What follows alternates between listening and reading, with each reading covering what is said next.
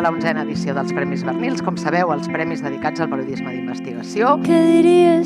Molt contenta de presentar-vos el podcast Com dir-t'ho, presentat, com bé sabeu, per la Jana Jovert i per la Laura Grau. Un fort aplaudiment per ells.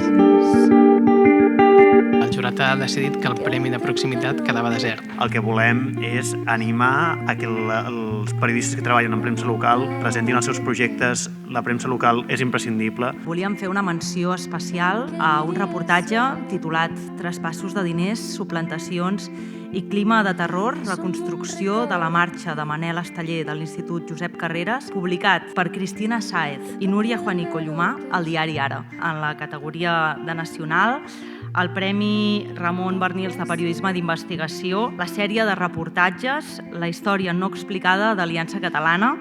L'extrema dreta té múltiples formulacions, però totes les seves expressions, siguin on siguin, expressions polítiques, fan ús de dos elements. És l'opinió que en tenim, la mentida i la falta d'empatia. Voldríem subratllar que la història no explicada d'Aliança Catalana es va publicar en un mitjà privat i de dimensions més reduïdes que les grans capçaleres del país. I això s'explica perquè a la redacció del Nació hi ha compromís periodístic, honestedat en els objectius, treball en equip i, sobretot, bons professionals. El que avui es premia és una feina coral. És bo recordar-ho en els temps que corren, tan entregats a l'individualisme. I ens agrada recordar també que la feina feta pensant només en el lector es pot fer des de tot arreu. El Premi Honorífic Ramon Barnils d'aquest any és per la Empar Marco Estellers, per la seva aposta per uns mitjans públics propers als ciutadans, per la seva aposta valenta pel periodisme i pel periodisme de proximitat en concret. Els valencians i les valencianes ens mereixem uns mitjans de comunicació públics veraços i plurals, entretinguts, constructors de convivència i de respecte i que han de fer créixer i difondre la nostra llengua.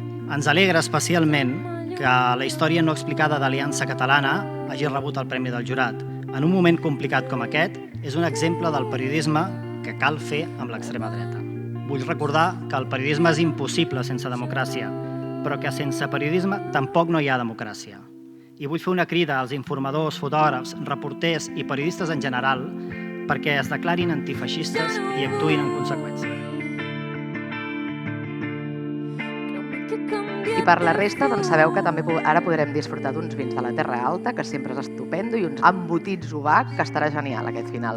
Moltíssimes gràcies per acompanyar-nos.